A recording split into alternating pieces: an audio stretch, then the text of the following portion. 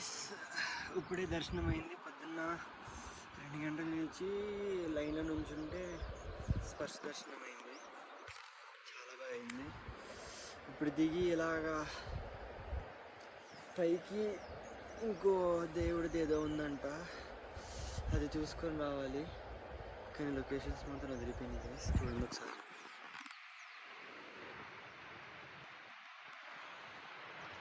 ఆ స్నో చూడండి గైస్ పైన.